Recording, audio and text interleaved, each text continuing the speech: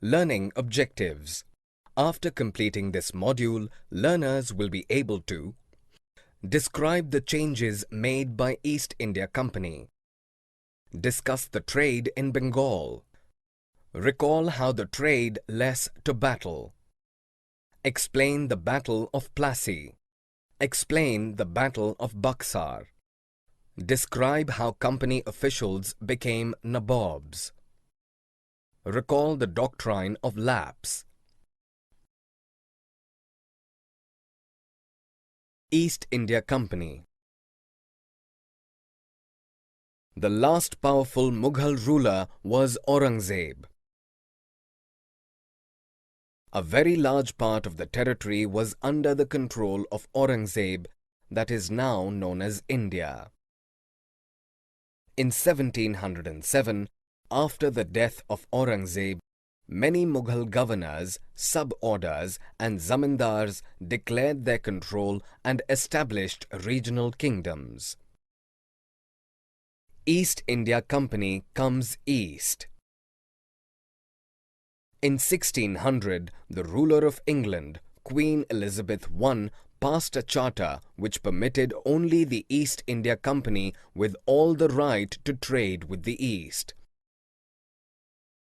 Thus, no other trading group in England could compete with the East India Company. The charter allowed the company to go across the areas in search of new land, from where they bought goods at a cheap price and carried them to Europe for selling at a high price. In 1498, Vasco da Gama, a Portuguese explorer, discovered the sea route to India.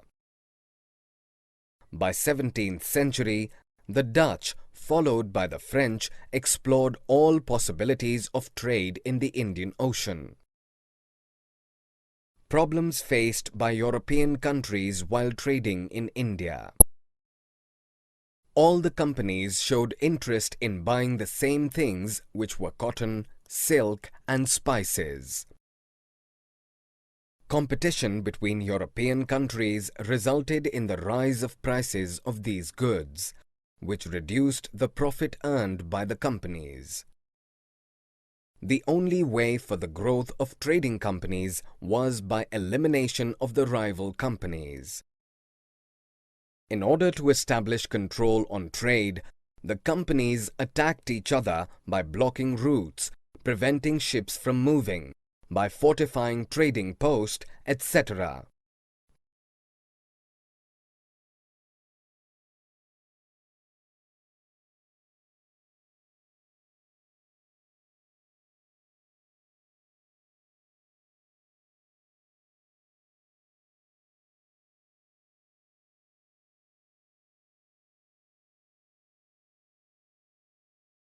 East India Company begins trade.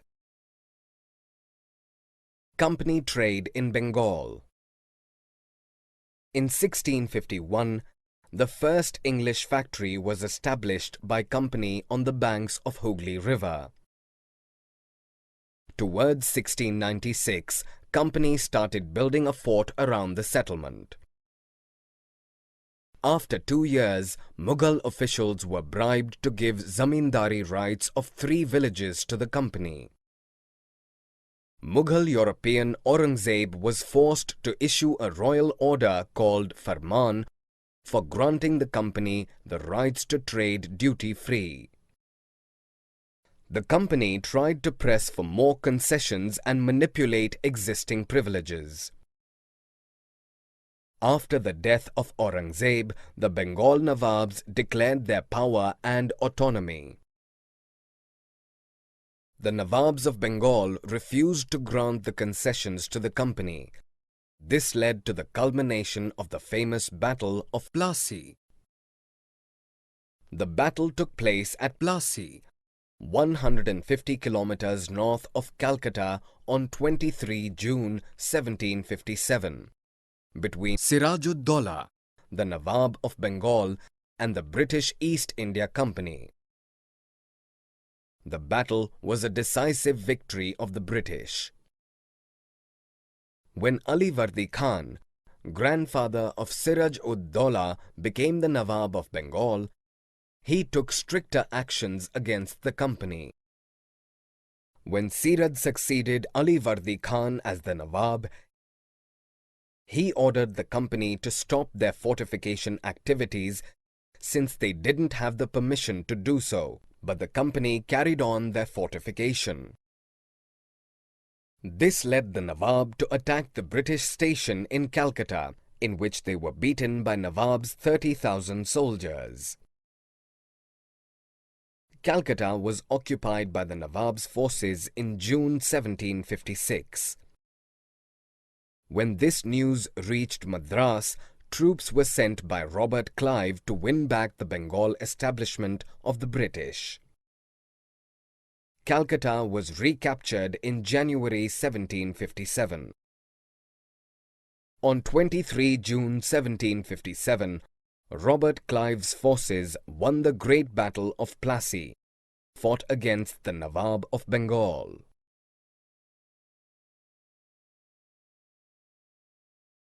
The Nawab complains.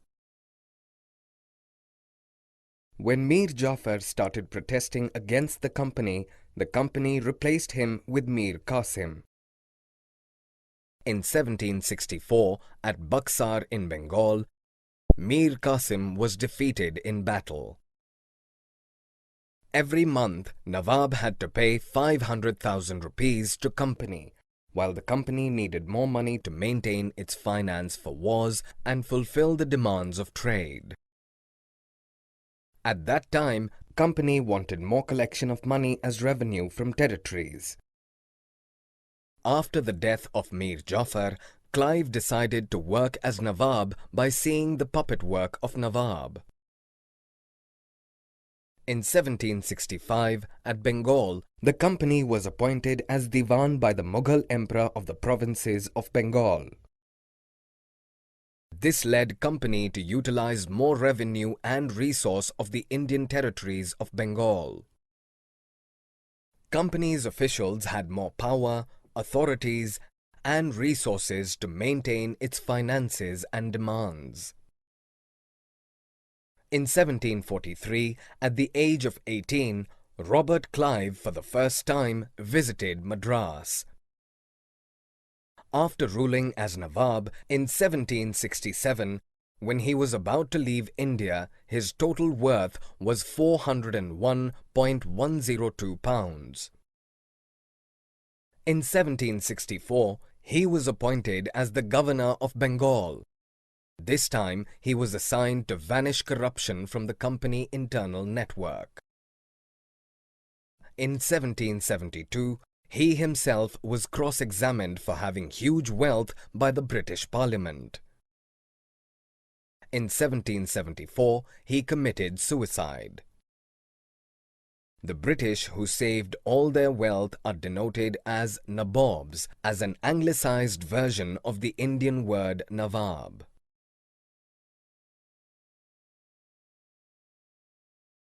Company rule expands. From 1757 to 1857, the East India Company had sympathy toward the Indian states. The company used political, economic, and diplomatic method instead of directly attacking any unfamiliar territory. By doing this, the company gained more power towards Indian territory. In 1764, the company started making agents. The agents' main work was to deal with all the internal affairs between the territory and the company. From 1798 to 1805, Richard Wellesley was the Governor-General. In 1801, the company forced the Nawab of Awadh to give over half of the territory to the company, because he was not able to pay the subsidiary forces. Hyderabad also faced the same thing because of similar reasons. From 1761 to 1782, Mysore strengthened its power by having powerful leader like Hyder Ali, and after him his well-known son Tipu Sultan, who ruled from 1782 to 1799. The company's supply of pepper, cardamom, and sandalwood from the Malabar coast was stopped by the order of Tipu Sultan. In 1785, the entire local shopkeeper, traders, were told not to trade with the company. After fighting 4 years' wars with Mysore, the company in 1799 won the Battle of Seringapatam. The 4 war years were 1767 to 69, 1780 to 84, 1790 to 92, and 1799. In 1799, in the Battle of Seringapatam, Tipu Sultan was killed in protecting his capital home, Seringapatam. Wodiyars took over the ruling responsibility of Mysore after the Sultan's rule. Wodiyars were trusted alliance for the company. War with the Marathas. In late 18th century, the main work of the company was to weaken the powers of Marathas. The company accomplished its first victory after fighting 2 battles with Marathas. The third battle was fought at Panipat in 1761. The Marathas had one big main dream of ruling from Delhi, which was broken after their defeat in Battle of Panipat.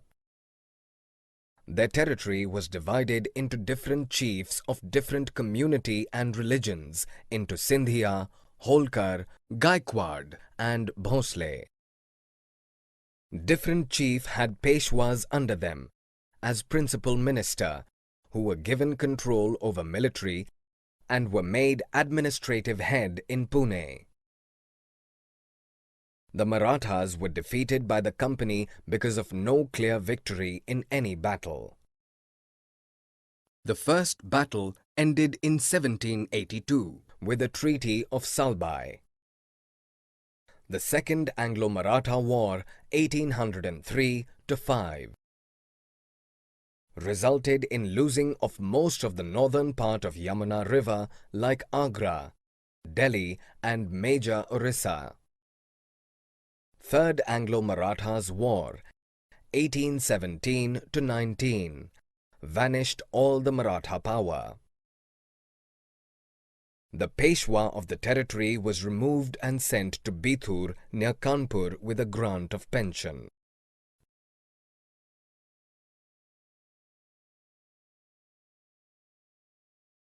The claim to paramountcy. Governor-General Lord Hastings started a new policy on paramountcy. In 1824, Rani Channamma got arrested for leading an anti-British resistance movement in the small state of Kittur. After arrest of Rani, a poor chowkidar of Sangoli carried out the anti-British resistance movement in Kittur. In 1830, he was caught and hanged by the British for destroying many camps and records of British government. In the late 1830s, the British fought with Afghanistan for establishing the Northwest control by indirect company rule to secure our northwest border from Russia. After the death of Maharaja Ranjit Singh in 1839, they annexed Punjab by 1849.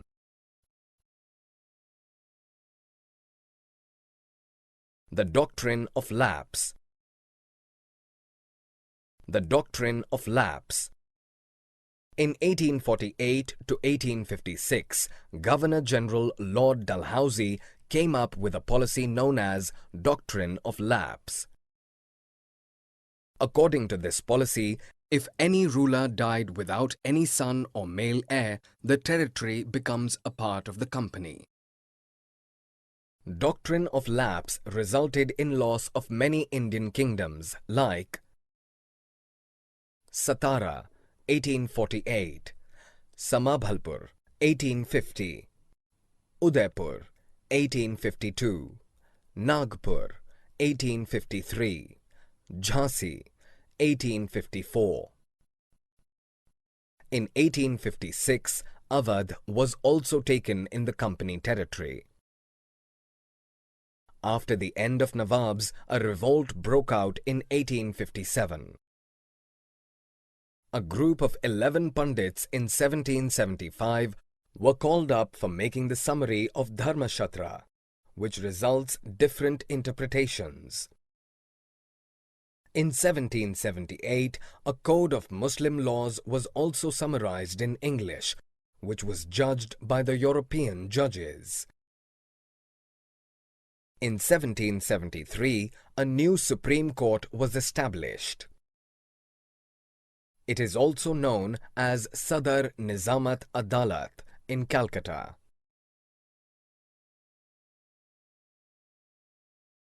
Setting up a new administration. From 1773 to 1785, Governor-General Warren Hastings played a major role in spreading the company territory and power. The company had established the power not only in Bengal but also in Bombay and Madras.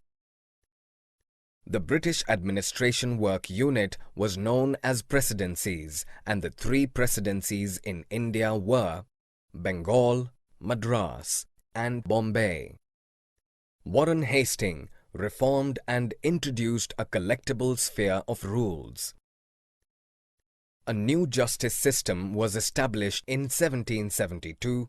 According to this system, courts were divided into Fauzdari Court, a criminal court; a civil court, a Diwani court; the company army. The company army changed the horse cloak to the cavalry requirements because during that time the company's army was fighting in Burma. The army used different tools like muskets and matchlocks for the wars. Mughal army mainly had sawars, soldiers on the horseback, and the infantry, that is, pedal troops. A military culture began in the early of 19th century. The military soldiers learned different trainings like European-style trainings, drills, and discipline.